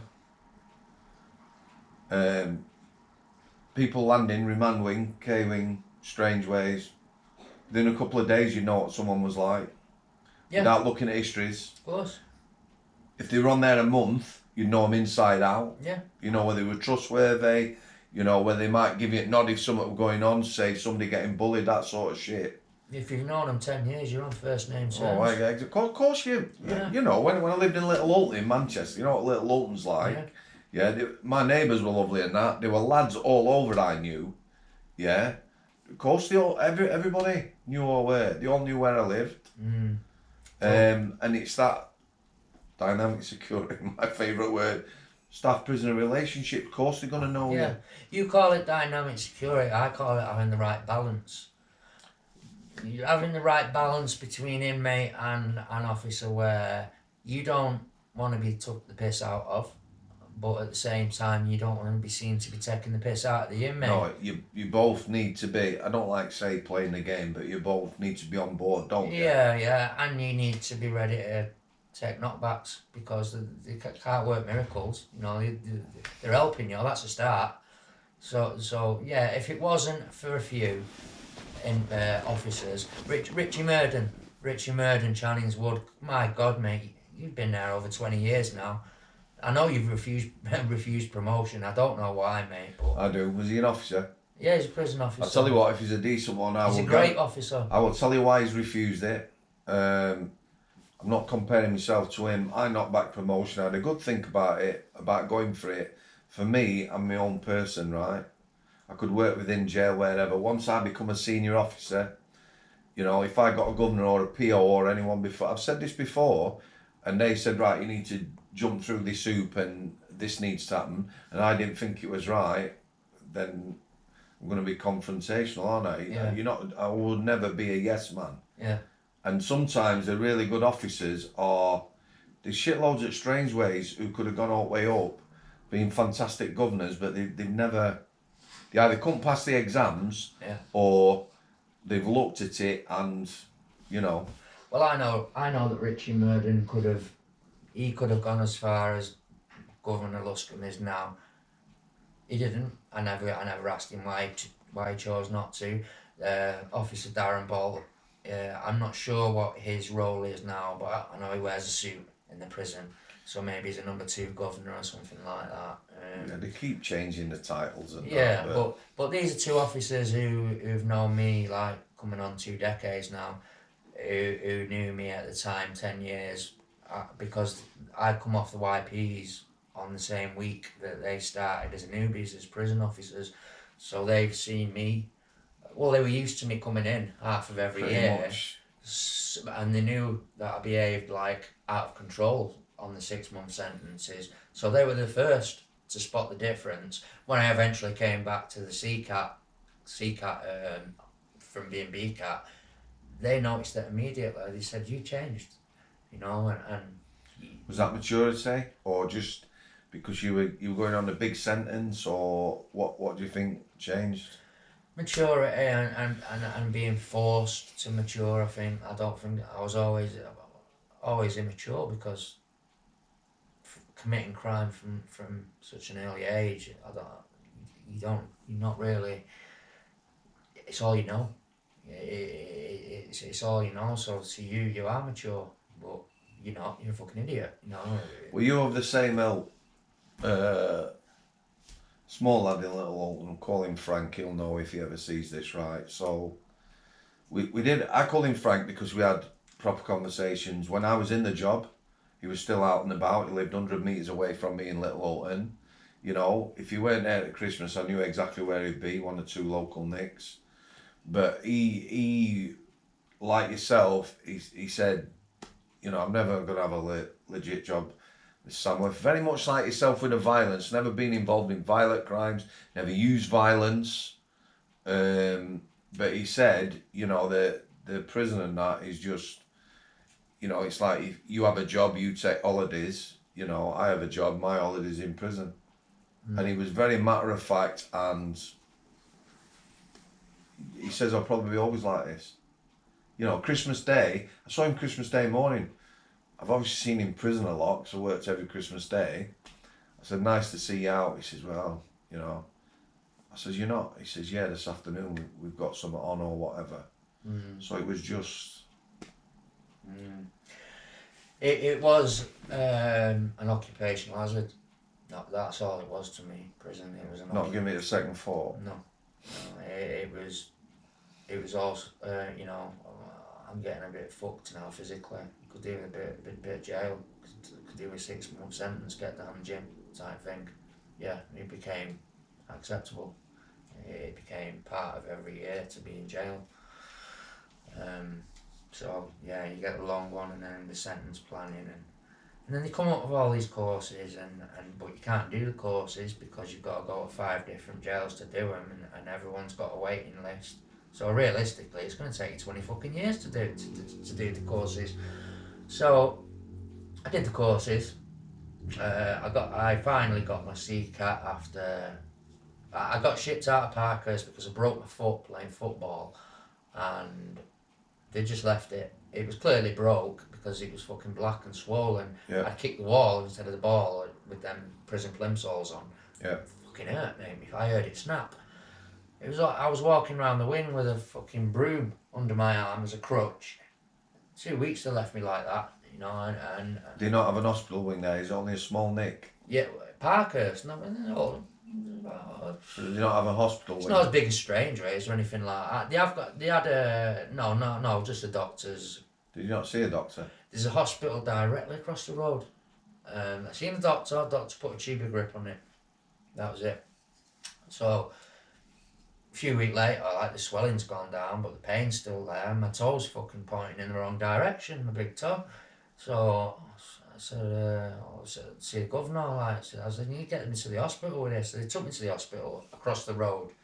Oh my God, man, they manacled me up like fucking Hannibal Lecter. It was only across the road. I couldn't walk because my foot was broke. I had my hands cuffed together, chains going down from my hands down to my feet, and then one going to an officer as well. And when they had me x-raying me, they were saying take the cuffs off, and they had a big fucking argument because they wouldn't take the cuffs off me for the x-ray. In the end, they got back, they said, look, we're going to have to re-break your foot and set it back in the position it's in. However, the officers that you come with said you've got a history of substance abuse, so we can't give you any painkillers. I said, come again, you want to break my foot with no painkillers? Like, fuck. I said, nah, forget it, send me back to the jail. So I get back to the jail, I said, I want to see the governor. I said, right, medical neglect, mate, I'm having you. I said, get me solicitor. Well, he told me, I said, I told you my foot was broken 2 weeks ago. Yeah, no, nothing wrong. I said, I fucking told you it was broken. Yeah, look, you know, if there's anything we can do, suddenly his attitude's changing. I said, yeah, get me out of your fucking jail. No, we can't do it. I said, yeah, you fucking can. I said, you ghost people out all the time. Get me out of your jail. They can if they want. Of course they can. I said, get me out of your jail, man. It's a shithole. I said, I'm not progressing here. I'm just stagnating. You know, I want to. Well, you know, this is Parkhurst. You know, you can't just fucking. You're not blackmail. I said, I'm not blackmail. You asked me what I wanted. I'm fucking telling you, out of your jail. Otherwise, I'm going forward with it. Medical neglect. No, you're not getting that. Sent me back to my cell. Within an hour, doors open, see through HM prison bags, pack of shit, going to Winchester. So it does work. You know, I was there 18 months, something like that. I certainly wasn't there the 3 years they wanted me to be there. Did you follow the complaint up? No. I got... Explain that, because people won't understand that. Everyone thinks...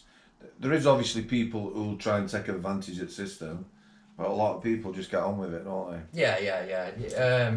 I could have sued for numerous things, numerous times, but it's not going to help you. It's not going to help you.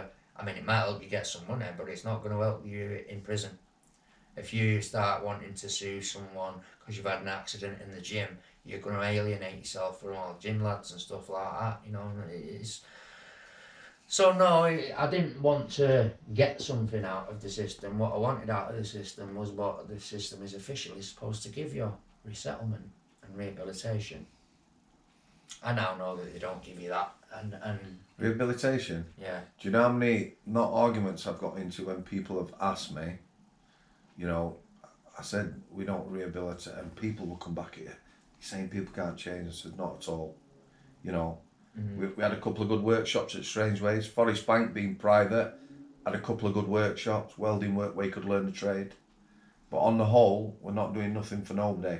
You keep them locked up, keep the public safe.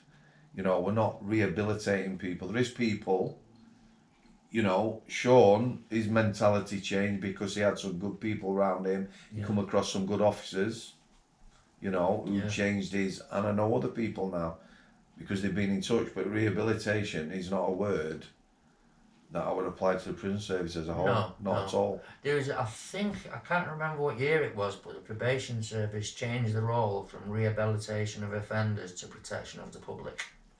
There was which is what we were really good at. Yeah, that there was a year, I can't remember specifically what year it was, but I'm trying to think, was it? No, it was late 90s towards 2000. The title of probation changed from rehabilitating offenders to protection of the public.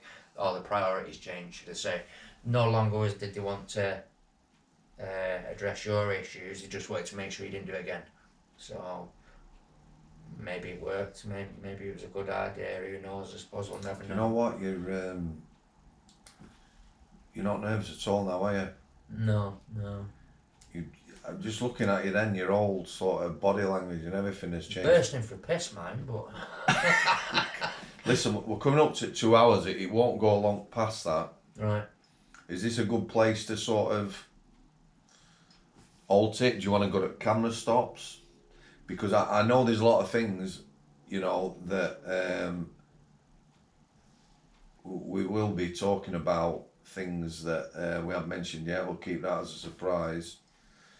I mean, it's up to you. I could do another hour. I won't mind a piss and smoke. I don't think we'll get an hour out of it. We might get half an hour. Just want to go till it stops. Yeah, go on then. Yeah. And then people know now, once it runs out, we are coming back. And we will, because there's things you mentioned before, pictures you showed me. Yeah. I'm dying to know about that. Right. I mean, yeah, I've not. We're only scratching the surface of it, and I expect it to be a lot of criticism because it's a miscreant offence, burglary. I know this. I'm not an idiot. I'm not an imbecile. I know how people look at it. That's why I don't want to put my face on it. I think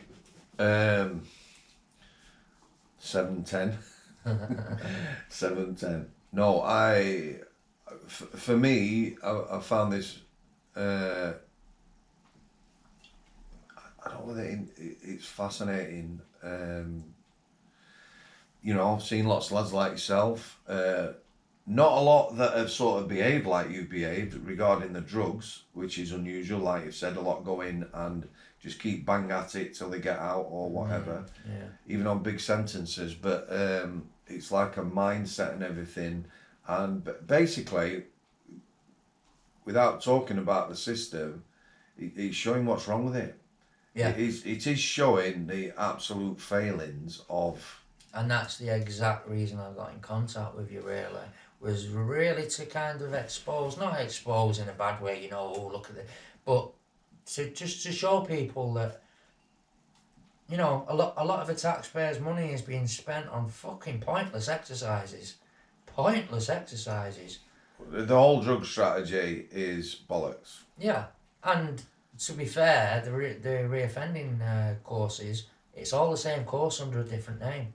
It's all 1 week, 6-week course of cognitive behavioural therapy, which is designed for a one-on-one. Do you think that they continue and pursue these courses because they have to be shown to be doing something? So when the person gets out and offends again, they can say, well, we made him do this course and we did everything. It's bollocks though, they don't do fuck all, do they? No. So the whole point of it is because everyone in the room doing the course is undermining everyone else, because one man's doing the course because he wants DCAT, another guy's doing the course because he wants home leave, one guy's doing it because he wants parole. They're all doing it for different reasons, and they're all hidden agendas, and the actual model of cognitive behavioural therapy that they're using, I've studied, and it's designed for one-on-one. It is not designed for a group setting. Which is why Sean won't do any either. Yeah, it's not. He said, my business is mine. If I'm going to discuss it with you, I'll discuss it with you. Yeah. I'm not discussing it with everybody else. They ask you for your life story, and then they'll spend weeks fucking criticising you for it. I mean, I told my life story on the Therapeutic community. I fucking never again. Jesus Christ. They brought up a whole new load of courses for me to do after that. You're telling it now on new courses. Oh yeah. Yeah, but they brought up a whole load. I mean, yeah, after that, a whole load more new courses. After doing my life story, psychologists were taking notes, because this is on the Therapeutic community, there's 100 inmates watching.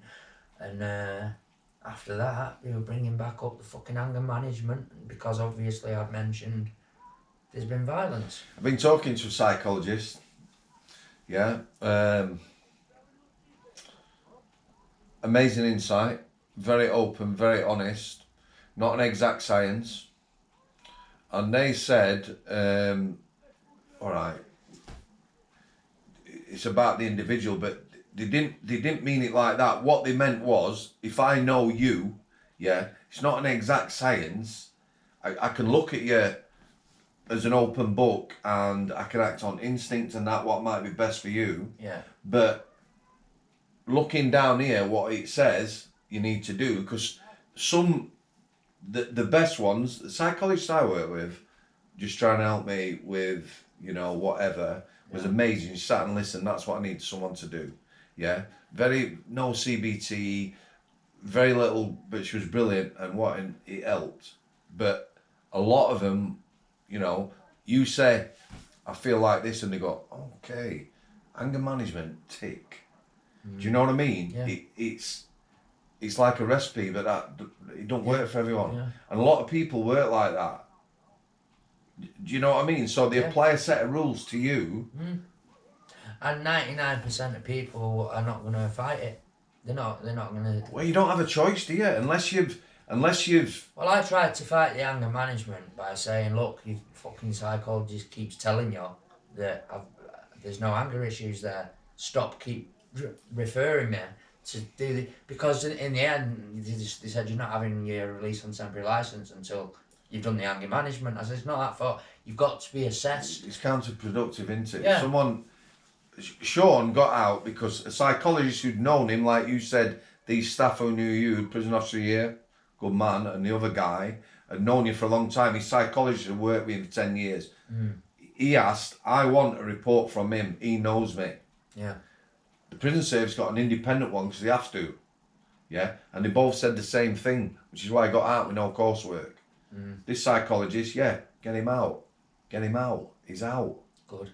Yeah. Yeah? I'm glad to hear it for Sean, yeah. But like I say, not everyone has psychological input. If you're inside probation, you're outside probation like you supporting you, good on them. Inside saying, fuck off, you need to do this, this, and this. Yeah. Then, I've been in a couple of parolees, only a couple. Yeah, I don't know whether officers normally attend them or not. I don't think they do. And I argued a point with an outside probation. When I look, the guy who's taking it, he's looking, he let it go. Yeah. I overturned his point because I knew what an incident was about. Yeah. And that guy got out eventually. That's not me going, look at me. Yeah. That's me saying, whoa, that's not what happened. If I hadn't have been there, it'd have still been in IPP. Yeah. Another 12 months, 2 years, and same points coming up. Same bullshit. That bullshit incident that never happened is still haunting him now. Yeah. Norman Parker describes it best. He wrote the book Parker's Tales. Oh yeah, I've seen that. I was thinking about getting that a read. Great book. And Parker's Tales too. Both great books. I've actually spoke with Norman Parker. I've corresponded with him. He's involved with Inside Times. I was actually reading Parker's Tales when they come and said, pack your shit, you're going to Parker's. I was actually reading the book at the time. But he used to be the same as I'm not quite sure his full history, but he writes, have you seen the big fat Prison's Handbook that comes out every year? Yeah. I think he's involved in the writing of that, which has all the statistics in it and whatnot. There is, and there's sort of additions to it every year, isn't there? Yeah. One of my friends... £100 or something if you fucking bought it. One of my friends on social media, because they've done a lot of prison, the partner is quite active, they got a little bit, they were chuffed to bits, added to that. So again, it's not an exact science, is it? But it is a good reference point. Yeah. It's kind of like a good prisons guide, but it gives you the statistics also of deaths in prisons and stuff like that, or which prisons are over capacity and which ones are not, and which ones are understaffed and which one, and it gives you all the reports on the prisons as well, isn't it? It's an interesting read if you're interested in that kind of stuff, I suppose. But it's not late night to help you drop off though, no. But I mean, with opposed to where this story's going, I don't even feel like I'm 10% in. That's fine. I'm finding it fascinating me, and it like I say, it's just shows you where the system is. Yeah. And people have persisted with this. You know, that last I talked to, it had been over 10 years ago, and they've still got the same, you know, every now and again, new idea. At Strangeways, let me tell you, I'll ask you about this. The detox wing, yeah? Based in the hospital wing, wasn't it? Across the 50p from the hospital wing. H-wing were, yeah. They had, on the detox wing, on the I-wing, all the cell doors altered at massive expense. They had hatches that could be opened, yeah, to pass stuff in at night for people detoxing, because somewhere someone said, hold on a minute, yeah, you know, getting them subbies and methadone and bollocks like that is what they need, is good nutrition and stuff. Now, people can knock this. Yeah. At the time, a lot of staff were knocking it. I did at first, and I thought, stepping back, you know what, maybe a good idea. So at night, people, especially them detoxing, they could like give them butty packs, food, nutrition. Did the timing of the meds change to night time or anything? Because that was a big issue with detox. They were 3 times a day, and then they went to morning and night, very few at dinner. Right, because the main issue is you're giving us our fucking sleepers at 4 o'clock.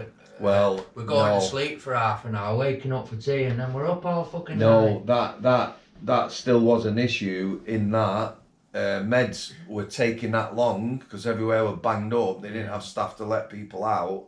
That, yeah, some would be taking the sleepers at 5, some might be getting the 8. Nurses would be giving meds out to top jail for 3 hours. So they're not queuing up at the happy hatch anymore then? They used to let them off the wings, controlled unlock, so they might do K-wing, biggest wing first, so you'd let a couple down. It was supervised, because they haven't got enough staff to do it like they used to do it. Yeah. However, the hatches in the door for food, your hot chocolate, whatever, never used. Cost a fortune. It wasn't, it was just, I think 2000 they took me back to Strangeways. They didn't have any hatches. No, they were put in, probably when I were on K-wing, so 2.5 to 2.8.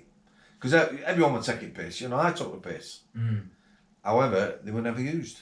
Except to wind people up, drop the flaps and throw things in. And well, I don't know, but... And to pass, and for inmates to pass contraband each other for well, if someone run bang up, yeah, maybe, I don't know. But, you know, the idea I could see, you know, on reflection... On them doors, we used to get a cup of boiling water through the crack in the side of the door. Yeah, you used to pour it through on paper or whatever, didn't you? So you could have a brew behind your door.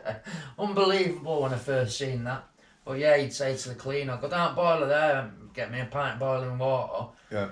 Piece of A4 paper, folded in half, you'd pour the jug, you'd have it, and bang, you've got a piping hot brewing you've had. Yeah. Well, they've got kettles now, haven't they? Yeah, they've all got kettles, yeah. Yeah. Audley's on LFK used to do it all the time. I just kind of gave them a brew because they had hatches that dropped down. Yeah. Which made sense. I think a lot of the inmates who are on long-term sentences today, in a way, could be labelled as political prisoners because it's politics that's keeping them in there. Well, system's not doing a lot, is it? I mean, I've been there when someone's been on the news, high profile, they've been out on a day release and they've committed a crime on a day release. The entire prison system suddenly stops giving day releases to everyone. Everyone's day releases are cancelled right out the fucking country. Everyone. And the amount of people that must affect. You know, I mean, I never had it personally. Well, it's almost like sort of damage limitation, isn't it? But it's not working, is it? You can't let the news and the media dictate how you run your jail. We had an armed robber end at sentence. I've told people before, went to Cat D. Less than 24 hours, got off. Less than a couple of days, might even be the same day. Couple of 3 or 4 home invasions, back to court, back to court, back in Strangeways, within 2 weeks from Cat D, you know, within another 10 years. And on that, like you said, Cat D's so right. Any risk at all, then people don't go to Cat D. You know? Yeah. And people need something in between. Cat B local, which is hardcore in it, and then you just release someone after a long sentence. Yeah, that was my main fear, was being released for my security. That's why I thought you can't be chasing drugs and misbehaving and getting nicked, because you're just going to be released. Just like your 6 month sentences, you're going to fucking walk out at the end, an old man with 100 quid in your pocket, and it's just... Score. Yeah, I thought, I cannot let that happen. So the change was part voluntary, part forced, but it was necessary, and I did what I had to do to get through it. But no, it's like I said, it's only through the helpfulness of a certain few members of staff and my outside probation officer that I progressed through the system, or I'd have been halted at CCAT otherwise. Which, you know, it warms me out again, that there is people that are helping people or whatever. Yeah, but my fear is that they burn themselves out. You do burn yourself out. Yeah. People do burn themselves out. You can't help everyone. No, And you can't. You can influence people, right? I have said, you know, going in with that, oh, I want to help people and save the world. However, on reflection now, I look back, there's that many people being in touch, you know, because obviously seeing me on the channel or what. How do? Just to finish the video off, guys, yeah. Wanting to go into a job like the prison service and change things for the better and things like that, you know, almost unachievable. However, the amount of people that have contacted me, and I have made a difference to their lives just by being a decent person, listening, doing things for them, trying to help them, you know. So yeah, by being a decent person, you can influence people's lives. You know, I've Kieran's a good one. Kid, 10, 11 years old in a kid's home. You know, now messaged me. Well, he messaged me a good few months ago. I don't know whether you remember me. He used to look after me when I was in the kids' home. Thanks for everything he did and stuff like that. You know, and that's like, what, 17 years ago, and he was 10 or 11. So yeah, by being a good person, you can help people. I'm glad that in these stories, these people that I'm chatting with, it's coming out. You know, Sean, someone massive influence on him. 710, again, somebody in their corner, helping them out. It's all good stuff. Anyway, take care. I hope you're all as well as possible. Thanks for coming. I'll see you.